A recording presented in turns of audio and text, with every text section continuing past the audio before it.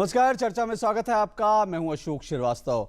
हिंदुस्तान ने कल अपना 67वां गणतंत्र दिवस मनाया और गणतंत्र दिवस का जो मुख्य समारोह हुआ राजपथ पर, उसमें जो शानदार परेड निकली उसमें एक इतिहास बना। पहली बार एक विदेशी सैन्य टुकड़ी ने राजपथ पर भारतीय गणतंत्र दिवस के मौके पर मार्च पास्ट किया और ये गौरव मिला फ्रांस की सैन्य टुकड़ी को। और फ्रांस और भारत के रिश्तों की जब बात आती है तो ऐसा पहली बार नहीं हो रहा कि फ्रांस और भारत के रिश्तों में कुछ नया हुआ है, बल्कि बहुत सारी ऐसी चीजें हैं जो दुनिया में पहली बार भारत और फ्रांस के रिश्तों में देखने को मिलती हैं। पहली बार ऐसा हुआ है कि एक राष्ट्र के राष्ट्राध्यक्ष 5 बार भारतीय गणतंत्र दिवस के मौके पर मुख्य अतिथि बने और पहली बार अगर भारत ने किसी देश के साथ अपनी स्ट्रैटेजिक पार्टनरशिप की थी तो वो फ्रांस ही था। जी हाँ, फ्रांस के बारे में कहा जाता है कि फ्रांस दुनिया के उन देशों में से एक है जो भारत की राजनीतिक महत्वाकांक्षाओं को समझता है। और भारत और फ्रांस की दोस्ती दरअसल अब तक जितने टेस्ट हुए हैं, जितनी मुश्किल घड़ी आई हैं, हर घड़ी में वो इस परीक्षा से कामयाब होकर बाहर निकले। तो भारत का रियल जो सही सच्चा दोस्त अगर कह सकते हैं तो दरअसल वो फ्रांस है। तो फ्रांस के राष्ट्रपति फ्रांसवा होलांदे भारत की यात्रा पर थे। 3 दिन की यात्रा थी उनकी। कैसे देखा जाना चाहिए इस यात्रा को? कुल मिलाकर 14 समझौते हुए। इन समझौतों को कैसे देखना चाहिए? किस हद तक दोनों देशों के रिश्ते और आगे बढ़े हैं, इसी पर आज हम बात करेंगे। हमारे साथ 3 मेहमान स्टूडियो में मौजूद हैं। मैं एक एक करके परिचय करा सकता हूं। हमारे साथ शिवशंकर मुखर्जी साहब हैं। शिवशंकर मुखर्जी भारत के पूर्व सीनियर डिप्लोमेट है। बहुत बहुत शुक्रिया शिवशंकर जी आपका। हमारे साथ सी उदय भास्कर जी हैं। सी उदय भास्कर जी सामरिक मामलों के एक्सपर्ट हैं। उदय भास्कर जी बहुत बहुत शुक्रिया आपका। और हमारे साथ जयव्रत भट्टाचार्य जी हैं, कॉर्पोरेट और बिजनेस मामलों के विशेषज्ञ। आपका भी बहुत बहुत शुक्रिया। सबसे पहले उदय भास्कर जी, स्ट्रैटेजिक पार्टनरशिप की बात होती है। आज बहुत सारे मुल्कों के साथ हमारी स्ट्रैटेजिक पार्टनरशिप है, लेकिन फ्रांस एक ऐसा देश है जिसके साथ हमने पहली स्ट्रैटेजिक पार्टनरशिप की 1998 और आज ये रिश्ते जो हैं कैसे देखते हैं? कह सकते हैं कि जो तमाम मुश्किलों के बावजूद, क्योंकि जब भारत पर प्रतिबंध लगे उसके बावजूद पहला देश था जिसने इस प्रतिबंधों के बावजूद भारत से रिश्ते बढ़ाने की बात कही, तो कह सकते हैं कि ये संबंध दरअसल और मजबूत हो रहे हैं और प्रगाढ़ हो रहे हैं और जो समय की चुनौतियां होती हैं उन चुनौतियों से पार जा रहे हैं। सबसे पहले मैं कहूँगा साहब कि जहाँ तक राष्ट्रपति होलांद का जो यात्रा है रिपब्लिक डे के लिए, गणतंत्र दिवस के लिए, दोनों देशों को मैं कहूँगा कि काफ़ी संतुष्ट होना चाहिए। ये एक बहुत ही सेटिस्फैक्ट्री विज़िट रहा है। और जहाँ तक जो सामरिक रिश्तों की बात है, शायद हमको अपने आप को याद दिलाना है, जबकि पिछले कुछ सालों से भारत के कई प्रकार के हमने ये स्ट्रेटेजिक पार्टनरशिप बनाया है, पर जब भारत को एक ऐसा नाजुक मौका था वो था जब अटल जी हमारे प्रधानमंत्री थे और भारत में परमाणु विस्फोट किया था। और मई के महीने में उन विस्फोटों के बाद जिस प्रकार से पेरिस ने भारत या नई दिल्ली को जो उन्होंने समर्थन दिया है, जो हमदर्दी दिखाया है, मैं कहूँगा वो एक बहुत ही खास भारत और फ्रांस के लिए एक ऐसा मौका था। जबकि ये मुझे अच्छी तरह याद है क्योंकि आपको याद होगा मैडलिन ऑलब्राइट जो थी उस वक्त अमेरिका के विदेश मंत्री, उनको सेक्रेटरी ऑफ स्टेट कहते हैं जी, उन्होंने इस प्रकार का शब्दकोश का प्रयोग किया था अपनी नाराज़गी को जताने के लिए और पूरे विश्व में उन्होंने भारत को आइसोलेट करने की उन्होंने एक कोशिश की। और जब हम स्ट्रेटेजिक पार्टनरशिप की बात करते हैं, किस प्रकार से आप उसका तुलना कर सकते हैं, यानी कि उसकी मेट्रिक क्या है। उस जमाने में ब्रिजेश मिश्रा साहब हमारे प्रधानमंत्री के पीएस थे। एनएसए का पद उस वक्त बना नहीं था जी।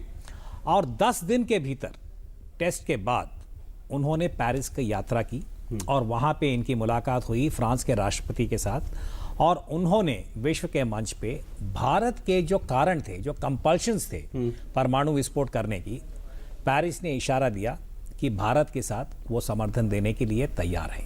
इतना खुला नहीं था, पर जब हम स्ट्रेटेजिक ओरिएंटेशन की बात करते हैं तब से लेके आज तक मैं कहूँगा कि फ्रांस ने इस प्रकार की जो भारत के साथ समझौता या भागीदारी करने के लिए वो तैयार थे। और ये थोड़ा मेरे ख्याल से रेडार के नीचे है क्योंकि हम बार बार मॉस्को की बात करते हैं, वॉशिंगटन की बात करते हैं, पर फ्रांस के साथ यही मैं कहूँगा कि ऐतिहासिक रूप से, और इसके अलावा हमारा सैनिक रिश्ता भी रहा है, वो भी काफ़ी प्राचीन है। शायद हम भूल जाते हैं कि मैं नौसेना की बात कर सकता हूँ। हमारा जो एयरक्राफ्ट कैरियर जब आया था विक्रांत, उसके ऊपर उस जमाने के लिए जो सबसे पहले एंटी सबमरीन जो एयरक्राफ्ट था, जिसको अलीजे कहते हैं, फ्रांस ने भारत को दिया था। जबकि हमें उस वक्त ब्रिटेन के साथ इस प्रकार का टेक्नोलॉजी नहीं मिल रहा था। तो अर्थात ये कि जब जरूरत पड़ा है, फ्रांस ने भारत का समर्थन किया था। और वापस जो मैं कहूंगा कि आजकल के हालात में जब पेरिस का हमला हुआ था, जैसे प्रधानमंत्री मोदी ने कहा, उस घटना के बारे में सुनते ही उन्होंने निर्णय किया कि we will stand with Paris. तो उन्होंने कहा कि हम ओलांद साहब को यहां बुलाएंगे। तो ये इसके एक प्रकार के प्रतिबिंब है कि दोनों देशों ने किस प्रकार से अपनी स्ट्रेटेजिक पार्टनरशिप को संभाला है। पार्टनरशिप को संभाला। लेकिन शिवशंकर साहब, कह सकते हैं कि इस दौरे में, और क्योंकि ये 3 साल में दूसरा दौरा था भारत का, राष्ट्रपति अगर होलैंड की बात करेंगे, और 14 समझौते हुए, कह सकते हैं कि पहले से हम आगे बढ़े हैं उन रिश्तों को और मजबूत करने की दिशा में। बिल्कुल, हर एक इस तरह का विजिट हमारे रिपब्लिक डे में जिनको हम इनवाइट करते हैं, वो उसका उद्देश्य यही है कि एक तो हम अपने कोई खास मित्र देश के राष्ट्रपति या हेड ऑफ गवर्नमेंट का सम्मान करते हैं और उस रिश्ते को दिखाते हैं दुनिया के सामने, विजिबल करते हैं। तो इस उद्देश्य से तो बिल्कुल सही रहा। और ये जो इस तरह की जो विजिट होती हैं डिप्लोमेटिक दुनिया में, एग्रीमेंट्स, ये जो 14 एग्रीमेंट्स हुए, उससे कहीं बढ़कर ये एक सिग्नल जाता है कि ये दो देश के रिश्ते बहुत अच्छे थे, बहुत अच्छे हैं, दोनों आगे बढ़ाना चाहते हैं और इसमें बड़ा सब्सटेंस है। जैसे कि कॉमोडोर भास्कर ने बताया, आम डिस्कोर्स में, आम बातचीत में वॉशिंगटन, मॉस्को वगैरह की बातें होती है और होनी चाहिए, लेकिन कुछ देश ऐसे हैं जिनके साथ हमारे रिश्ते उतने ही इम्पोर्टेंट हैं, लेकिन उतना दुनिया के नज़र में नहीं आते, मीडिया के नज़र में नहीं आते, आम जनता के सामने नहीं आते। उस दिशा से, उस दृष्टिकोण से ये विजिट बहुत इंपॉर्टेंट रहा है। एक चीज़ और मैं बोल लूँ, स्ट्रेटेजिक की आप बात कर रहे थे। स्ट्रेटेजिक एक शब्द है जो बहुत ही ज़्यादा इस्तेमाल हो जाता है हर चीज़ में। हम कहते हैं, मीडिया खासकर और एनालिस्ट से भी बात आती है कि ये स्ट्रेटेजिक रिलेशनशिप है। मेरा एक क्राइटेरिया है, दुनिया में एक क्राइटेरिया मतलब बन गया, स्ट्रेटेजिक का माने वो रिलेशनशिप है दो देशों के बीच में जहां बहुत ट्रस्ट हो, जहां दोनों के एक कॉमन एस्पिरेशंस, कॉमन पॉलिसीज, सब चीज़ में नहीं लेकिन मेन चीज़ों में वो हों, और थोड़ा एक मिलिट्री कंपोनेंट भी हो, जिसके वजह से ट्रस्ट बहुत इंपॉर्टेंट है। और उम्मीद ये हो दोनों देशों में, फ्रांस और इंडिया का लीजिए, तो हमें ये उम्मीद हो कि हमें अगर ज़रूरत पड़े फ्रांस के समर्थन की, तो फ्रांस अगर उनके राष्ट्र हित के खिलाफ ना हुआ तो हमेशा भारत का साथ देगा।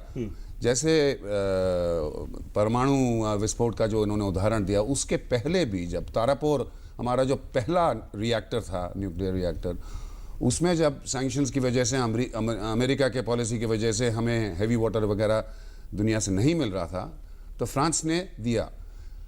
इसलिए मैं कहता हूं कि जो स्ट्रेटेजिक कंपोनेंट है, स्ट्रेटेजिक हिस्सा जो है हमारे रिलेशनशिप का, वो मेरे ख्याल से, मेरे ओपिनियन में, भारत और इंग्लैंड, भारत और ब्रिटेन के बीच में जो रिलेशनशिप, उससे कहीं आगे बढ़कर है।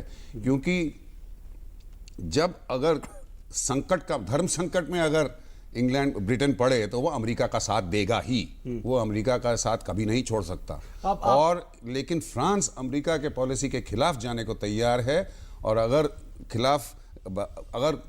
खुदा न खास्ता अगर कुछ ऐसा हुआ जिसमें हमें फ्रांस की समर्थन चाहिए, और लेकिन अमेरिका का पॉलिसी उसके खिलाफ हो, फ्रांस हमें उम्मीद है कि फ्रांस हमारे साथ देने के लिए डरेगी नहीं। आपने बहुत महत्वपूर्ण बात कहा है उदय भास्कर जी। अगर इसी संदर्भ में मैं जोड़ूं, क्योंकि फ्रांस एक ऐसा देश है, पहली बार इस बार जो दोनों देशों ने आतंकवाद पर जो जॉइंट एक स्टेटमेंट आया, उसमें साफ तौर पर पाकिस्तान में जो टेररिस्ट जो ऑपरेट कर रहे हैं, जो ग्रुप्स ऑपरेट कर रहे हैं, उनका नाम आया।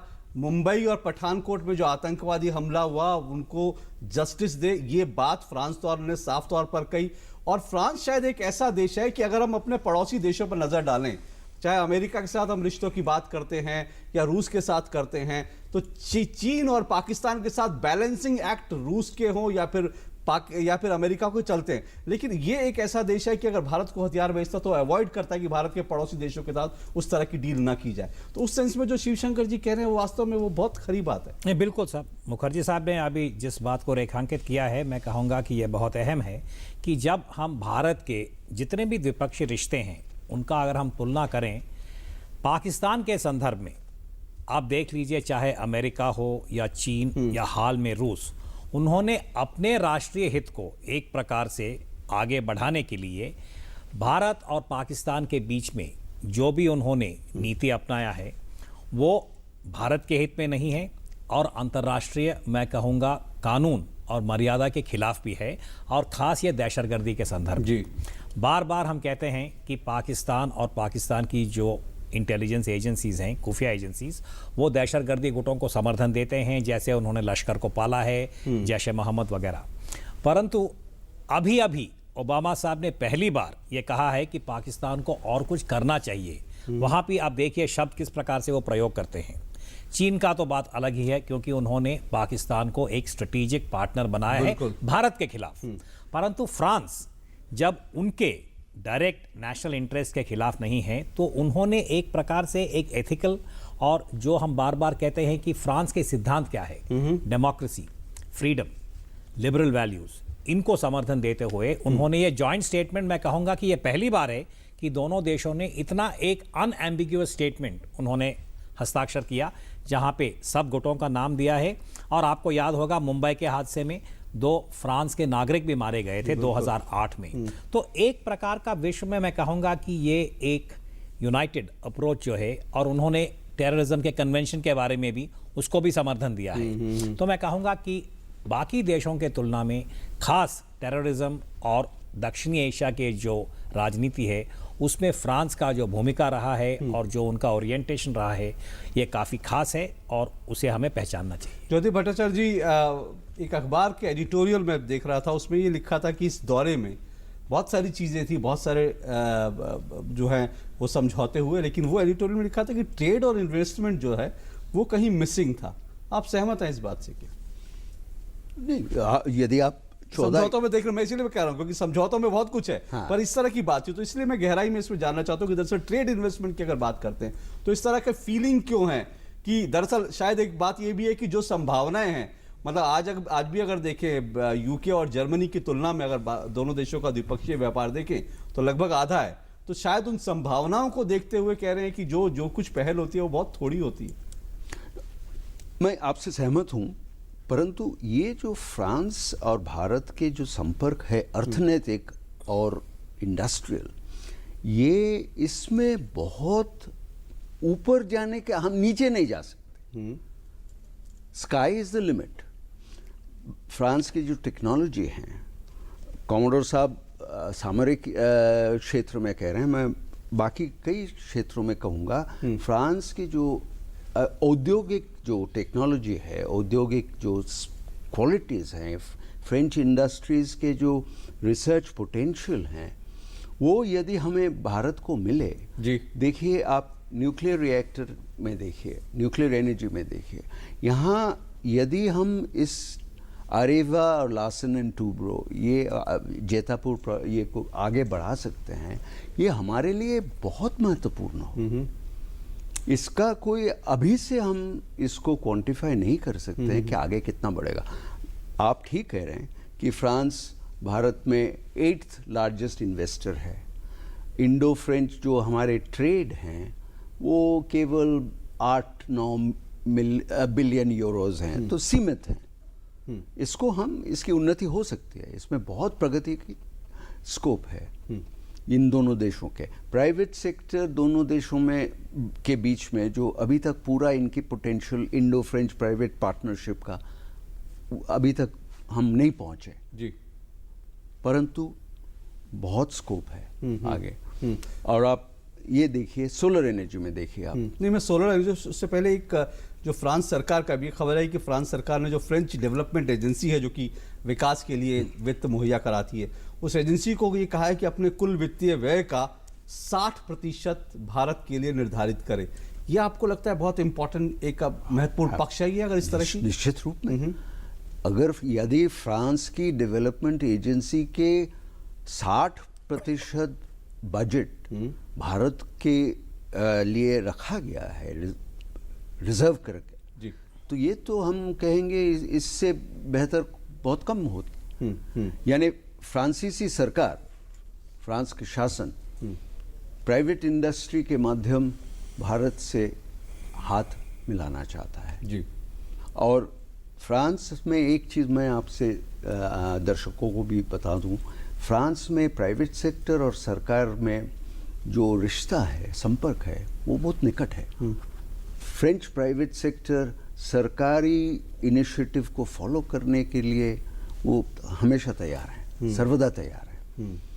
जैसे आप अगर यदि कहेंगे अमेरिका में बिजनेस और फेडरल गवर्नमेंट में उतना निकट संपर्क नहीं है, जी। फ्रांस में निश्चित रूप में they follow the lead. Elysee Palace से जो आएगा वो फ्रेंच प्राइवेट सेक्टर भी मानेंगे। शिवशंकर जी, जो दोनों देशों के बीच का व्यापार की बात है, उसको $10 अरब का एक लक्ष्य रखा गया कि उसको वहां तक पहुंचाना है। 12 अरब 10, हाँ, कि इतना पहुंचाना है। और अगर साथ साथ टेक्नोलॉजी की भी बात करें, डिफेंस और एनर्जी में देखें तो फ्रांस की जो क्षमताएं हैं अगर टेक्नोलॉजी के मामले बहुत उन्नत हैं। तो इसमें इस व्यापार में और इन समझौतों में जो मेक इन इंडिया की जो बात आ रही है, उसको कितना पुश आपको लगता है कि मिल सकता है? वो किस हद तक बूस्टअप हो सकता है? देखिए, इसमें मैं अपनी राय पेश करता हूँ। बहुत कुछ हो सकता है। जैसे इन्होंने कहा स्काई इज द लिमिट। किस पे डिपेंड करेगा? वो हम पे डिपेंड करेगा, क्योंकि हमारा जो है एक ओरिएंटेशन रहा है, एक प्रेजुडिस सा रहा है इंग्लिश लैंग्वेज ओरिएंटेशन की तरफ। अमेरिका की तरफ भागते हैं, इंग्लैंड की तरफ भागते हैं। फ्रांस और जर्मनी में जो टेक्नोलॉजीज़ हैं वो ब्रिटेन काफ़ी क्षेत्र में दुनिया के सबसे आगे हैं या दुनिया के सबसे अच्छे टेक्नोलॉजी के बराबर हैं। तो इसमें बिल्कुल कोई शक नहीं कि make in India, skill in India में फ्रांस का बहुत अहम रोल हो सकता है। लेकिन अगर हम पुराने प्रेजुडिसेस को भूल जाएं तो अब राजनयिक दुनिया में रहते हुए मैं ये कहूँगा, जैसे अफ्रीका में हमारे जो पॉलिसीज़ हैं सिर्फ एंग्लोफोन कंट्रीज़ पे हम लगे हुए थे। सालों तक हमने वेस्ट अफ्रीका, फ्रैंकोफोन कंट्रीज़ को टोटली निगलेक्ट किया, वहाँ एम्बेसीज तक नहीं खोली। लेकिन अब टीम 9 इनिशिएटिव वगैरह काफ़ी इनिशिएटिव ले रहे हैं, काफ़ी देर के बाद हम जागे हैं।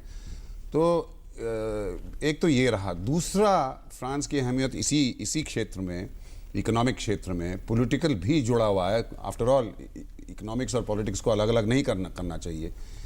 अब हम जब डेविड कैमरॉन यहाँ आए थे, मैं टेलीविज़न पे हर टेलीविज़न चैनल में सुन रहा था कि जी बहुत ही इंपॉर्टेंट रिलेशनशिप है, सो तो है। और एक बात कही जा रही थी कि Britain is our doorway to the Europe.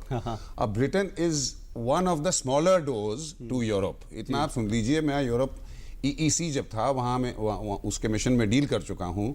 Europe में डोमिनेटिंग रोल है सबसे, जिसे कहते हैं फ्रैंको जर्मन एक्सिस। वहाँ का डोमिनेंट रोल इकोनॉमीज का जो शेप करता है वो ब्रिटेन नहीं है। ब्रिटेन में तो अब डिबेट चल रहा है कि यूरोपियन यूनियन में रहें कि ना रहें, क्योंकि वो अपना अलग रास्ता नापना चाहते हैं। तो फ्रांस के साथ जो हमारा रिलेशनशिप है और जर्मनी के साथ जो हमारा रिलेशनशिप है, वो पूरे यूरोपियन यूनियन जो अब एक अपना सारे पॉलिसीज यूनाइट करके बनाता है, उसमें फ्रांस का रोल जो है कहीं ज़्यादा है। तो हमें थोड़े हमारे पुराने ख्यालात छोड़ने पड़ेंगे अगर हम इन देशों से, जो कि जिनके साथ रिश्ते हमारे लिए बहुत ही अहम हैं और जिनमें हमारे राष्ट्रीय हित का बड़ा फायदा है, तो हमारे पुराने ख्यालात थोड़े बदलने पड़ेंगे, जो हमारे प्रधानमंत्री मेरे ख्याल कर रहे हैं। कोशिश चल रही है उस तरफ। उदय भास्कर जी, एक बड़ी खबर जिसने डोमिनेट किया इस पूरे दौरे को, उस पर हमने चर्चा नहीं की। राफेल की बात चल रही है, राफेल डील की, उसमें अभी भी कुछ बातचीत चल रही है, जारी है। लेकिन वो कितनी इंपॉर्टेंट है, खास करके ये देखते हुए कि भारतीय सेना के आधुनिकीकरण की बात हो रही है और उसमें फ्रांस का सहयोग, फ्रांस से हम मिराज जो है हमारे एक टेस्टेड एक वो रहा हमारी वायुसेना का, तो उसको कैसे आप देखेंगे? साहब, राफेल जो है अपने आप एक बहुत ही खास प्लेटफॉर्म है, जबकि भारतीय वायुसेना को इस वक्त सख्त ज़रूरत है, क्योंकि हम पिछले 6-7 साल से इसी बात का चर्चा कर रहे हैं कि वायुसेना को करीब 126 लड़ाकू विमानों की सख्त ज़रूरत है और इसको एक फेज्ड मैनर में हम इंडक्ट करना चाहते हैं, पर अभी तक निर्णय नहीं हुआ है। तो पिछले साल जब प्रधानमंत्री मोदी गए थे पेरिस, उन्होंने ये घोषित किया कि हम 36 जो हैं लड़ाकू विमान राफेल हम खरीद लेंगे, और इसके साथ साथ मेक इन इंडिया के लिए हम इसको एक प्रकार से शुरुआत यहाँ से करेंगे। तो अभी आप देखिए ओलान साहब की यात्रा में इंटर गवर्नमेंटल एजेंसीज के बीच में एक समझौता उन्होंने हस्ताक्षर किया है, परंतु अभी भी इसके जो तकनीकी और फाइनेंशियल जो सहमति है अभी बनी नहीं है, और कारण ये कि ये बहुत जटिल है। और भारत और फ्रांस के बीच में ये पहली बार नहीं है कि हम विमानों की बात कर रहे हैं। दोबारा मैं याद दिलाऊं, ऐतिहासिक रूप से सन 55 की बात है, जबकि भारतीय वायुसेना में एक तूफानी नाम था एयरक्राफ्ट का, जो कि फ्रांस से हमने प्राप्त किया था। तो हमें काफ़ी अनुभव है फ्रांस के साथ हवाई जहाज़, लड़ाकू विमानों का, जो भी हमने कोऑपरेशन किया है। पर इस वक्त जो भारत ने मेक इन इंडिया का जो क्लॉजेस हमने किया है, जैसे ऑफसेट है, प्रधानमंत्री मोदी ने बार बार कहा है कि ये एक बहुत बड़ा विडंबना है कि हम एक प्रकार से कहते हैं कि साहब भारत को स्ट्रेटेजिक ऑटोनॉमी चाहिए, पर जब आप सैनिक सामग्री की बात करते हैं, हम विश्व के सबसे बड़े इंपोर्टर हैं, तो आपकी स्ट्रेटेजिक ऑटोनॉमी है जो है इस प्रकार के सुरक्षा नीति के ऊपर आधारित तो नहीं हो सकता है। तो इस मेक इन इंडिया को अगर राफेल का टेक्नोलॉजी और भारत के अंदर हम मैन्युफैक्चर चाहते हैं, और अंत में डिज़ाइन और इसकी जो पेटेंट वगैरह है भारत को देना, ये एक काफ़ी बहुत बड़ा कदम है। इस वक्त फ्रांस तैयार नहीं है। भारत ने जिस प्रकार से दायरा बनाया है हमारे रेगुलेशंस प्रोक्योरमेंट और मैन्युफैक्चर के लिए, लगता है कि तालमेल बनी नहीं है। और इसका एक और उदाहरण है, कुछ साल पहले हमने फ्रांस से समर्थन लिया था पनडुब्बी के लिए। मुंबई के अंदर हम स्कॉर्पियन सबमरीन बना रहे थे, उसमें भी कई प्रकार के तकनीकी और जो कमर्शियल क्लॉजेस हैं उसमें एक प्रकार का रुकावट है। और मुझे लगता है कि भारत और फ्रांस दोनों देश जो हैं अपनी अपनी जो कमर्शियल एग्रीमेंट्स हैं उसको बहुत बारीकी तरीके से वो निगरानी करते हैं, और जब तक ये सहमति नहीं बनेगा शायद हम राफेल का जो डील है उसको उतना तुरंत कंक्लूड नहीं कर सकते हैं। और शायद यही एक प्रकार का इसमें अगर कोई सकारात्मक जो लक्षण है तो ये कि अगर ये सही प्रकार से हम कॉन्ट्रैक्ट को ख़त्म करेंगे तो भारत की एविएशन इंडस्ट्री को काफ़ी समर्थन मिल सकता है, क्योंकि जब तक आपको टेक्नोलॉजी, डिज़ाइन और पेटेंट का जो वो अनुमति नहीं मिलेगा आप अपने देश में नहीं बना पाएंगे, वरना वो रूस वाली बात होगी। आप केवल यहाँ पे लाके असेंबल कर पाएंगे, और हम उससे आगे बढ़ना चाहते हैं। बिल्कुल। तो राफेल इस वक्त मैं कहूँगा एक प्रतीकात्मक रूप से अहम है, और इसकी जो टेक्नोलॉजी ट्रांसफर में अभी कुछ समय लगेगा। जय भट्टाचार्य जी, अगर दोनों देशों के रिश्तों की बात करें, वैसी ऊर्जावान रिश्ते हैं, लेकिन अब ऊर्जा के खास तौर से इन रिश्तों में जो नया एक जुड़ा है, जैतापुर की बात हो रही है, 6 रिएक्टर लगाने की बात हो रही है, उनको आजीवन ईंधन भी उपलब्ध कराने की बात हुई है, और सौर ऊर्जा के क्षेत्र में दोनों देशों ने जिस तरह से एक सौर परिसंघ बनाने के लिए जो उद्घाटन हुआ, उस क्षेत्र में जो है दोनों देश किस तरह से आगे बढ़ सकते हैं, क्या रोड मैप हो सकता है? देखिए, न्यूक्लियर सप्लायर्स ग्रुप के मेंबर हम अभी तक नहीं बने, ये आप सोच लीजिए, दर्शकों को भी ये, परंतु इसको रखते हुए, fully being aware of it, France हमें ये एग्रीमेंट साइन करा है। Life time supply of nuclear fuel जो है उसको भी फ्रांस हमें आश्वास दिया है कि ये हमें देंगे, क्योंकि एक रिएक्टर आप चला देंगे, 2 साल बाद आपको फ्यूल नहीं मिलेगा, तो ये तो बहुत भयंकर अवस्था हो जाए। तो फ्रांस के साथ ये जो हम बहुत कुछ कर सकते हैं, न्यूक्लियर रिएक्टर टेक्नोलॉजी आरेवा के विश्व के प्रमुख, और ये यदि ये हम इसको ट्रांसफ़र, हमारे ये नौसेना के मित्र जो कह रहे हैं, ट्रांसफ़र की जो मोडस ऑपरेंडी है वो उसमें बहुत समस्या आती है। प्राइवेट सेक्टर हो, सेना हो, पब्लिक सेक्टर हो, एब्जॉर्प्शन करने की क्षमता, ये भी बहुत महत्वपूर्ण विषय है। भारत में ब्रेन पावर की कमी तो है नहीं, हमारे पास सब कुछ है, परंतु मैं आपको एक उदाहरण दूंगा, कॉमोडोर साहब को भी बताऊंगा कि एरिक ट्रैपियर जो दासो कंपनी के चीफ एग्जीक्यूटिव हैं, वो कल एक इंटरव्यू दिया, उसमें उन्होंने कहा कि वो काफ़ी ऑप्टिमिस्टिक हैं परंतु इन्होंने, मेरे मित्रों फ्रांस में, वो अभी भी कहते हैं कि आगे बढ़ते हैं भारत और फिर कहीं से कहीं ऑब्स्टिकल आ जाता है। ब्यूरोक्रेटिक ऑब्स्टिकल्स बहुत, ये साफ कहना पड़ेगा, कहीं ना कहीं ने एमओडी आगे कर देते हैं कुछ। उन रुकावटों को दूर करना बड़ा जरूरी है। वो बहुत संक्षेप में मैं एक बात और, क्योंकि रेलवे के मॉडर्नाइजेशन की भी बात हो रही है और उसमें भी फ्रांस के साथ बात हो रही है कि कैसे उस दिशा में दोनों देश आगे बढ़े। रेलवे मॉडर्नाइजेशन में भारत में क्या फ्रांस भूमिका निभा सकता है? देखिए, प्रभु साहब ने तो बहुत कुछ आगे निर्णय किया है। फ्रेंच रेलवेज जो SNCF जिसे कहते हैं, आप भी गए हैं, ये गए हैं, विश्व में उनका लेवल में स्तर पर बाकी रेलवे सिस्टम्स बहुत कम है। जापान ने हाई स्पीड रेलवे निश्चित रूप में प्रथम विश्व में करा था, परंतु अभी हाई स्पीड ट्रेन टेक्नोलॉजी में फ्रांस आगे बढ़े हैं। यदि हम इसको करें, दिल्ली चंडीगढ़ की बात हो रही है, फिर आगे 4 मेट्रो का अगर यदि लिंक कर सकते हैं, इसमें तो पूरा भारत का ये चेहरा बदल जाएगा। प्लेटफॉर्म, स्टेशन मॉडर्नाइजेशन का भी वहाँ भी तो बात चल रही है। तो मेरे अनुमान में फ्रेंच रेलवे जो स्किल्स हैं, केवल हार्डवेयर नहीं, सॉफ्टवेयर में, रेलवे मैनेजमेंट की, ट्रैफिक मैनेजमेंट, सिग्नल्स, ये इंटीग्रेटेड, वो एक इम्पोर्टेंट है। शिवशंकर जी, बहुत संक्षेप में एक आखिरी बात, क्योंकि पठानकोट और पेरिस का दर्द जो है दोनों देशों ने महसूस किया और उस पर टेररिज्म की काफ़ी इसमें बात हुई। क्या आपको लगता है, क्योंकि अब ये जब बात हुई तो ये भी बात हुई कॉम्प्रिहेंसिव कन्वेंशन जो इंटरनेशनल ट्रीटी है उसके लिए भी दोनों देश, क्या आपको लगता है अंतर्राष्ट्रीय मंचों पर यूएन में एक भूमिका निभा सकते हैं? क्योंकि वो एक ऐसी चीज़ है, 20 साल से डेडलॉक जो है यूएन में बना हुआ है, क्या वहां पर दोनों देश एक फॉरवर्ड मूवमेंट कर सकते हैं विश्व के लिए, आतंकवाद के खात्मे के लिए?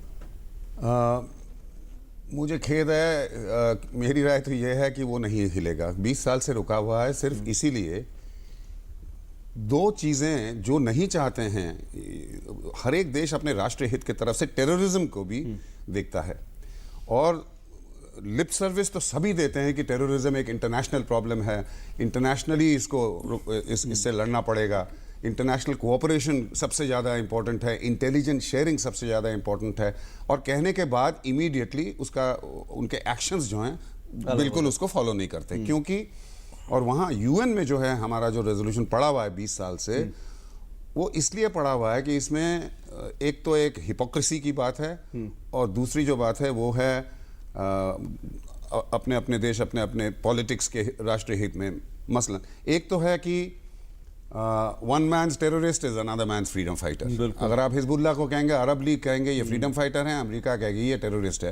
आपको याद होगा कि नेल्सन मंडेला जब प्रेसिडेंट ऑफ साउथ अफ्रीका बने, दुनिया के सबसे मशहूर, सबसे प्रेजवर्दी आदमी, जब अमेरिका को उन्होंने स्टेट विजिट पे बुलाया अमेरिका ने, तो एक खास इंटरनल नोट मूव किया गया कि नेल्सन मंडेला को टेररिस्ट लिस्ट से हटाया जाए। उस समय तक वो टेररिस्ट लिस्ट में थे। एक तो वो अपना हित देखते हैं और दूसरी बात है कि एक खोज लगी हुई है दुनिया में, और वो भी सिर्फ रोकने के लिए कि यूनिवर्सल डेफिनेशन ऑफ टेररिज्म। अब टेररिज्म एक ऐसी चीज है जिसको डेफिनेशन आप करिए ना करिए, टेररिज्म जब होता है सभी समझते हैं क्या होता है। पेरिस के बारे में सब समझते हैं, पठानकोट के बारे में सब समझते हैं। तो लेकिन मैं तो ये कहूँगा, और अभी तक जितना भी अमेरिका ने, दूसरे देशों ने, पश्चिम के हमें लिप सर्विस में पाकिस्तान को कहा है कि नहीं आप कुछ करिए ये वो, लेकिन ये जो है मामला यूएन में नहीं बढ़ेगा, क्योंकि पर भारत और फ्रांस मिलकर भारत और फ्रांस दोनों आपस में जितना कर सके करें, वो ज्यादा बेहतर। लेकिन इंटरनेशनली ये हिपोक्रेसी से लदा हुआ है जी। इसमें भारत और फ्रांस मिलकर के जो कर सकते हैं वो आपसी रिश्तों में ये देखना बड़ा दिलचस्प रहेगा। और जाहिर तौर पर दोनों देश जो है, दोनों देशों की दोस्ती हर तरह के परीक्षाओं में खरी साबित हुई है। उम्मीद यही करनी चाहिए इस दौरे के बाद ये दोस्ती, ये नज़दीकियां और बढ़ेंगी और दोनों देशों के लिए एक विन विन सिचुएशन, दोनों देशों के लिए एक बेहतर स्थिति जो है वो सामने आएगी। बहुत बहुत शुक्रिया आप तीनों का यहाँ पर आने के लिए, कार्यक्रम में शिरकत करने के लिए। चर्चा में आज बस इतना ही, आपसे फिर मुलाकात होगी। फिलहाल इजाज़त दीजिए, नमस्कार।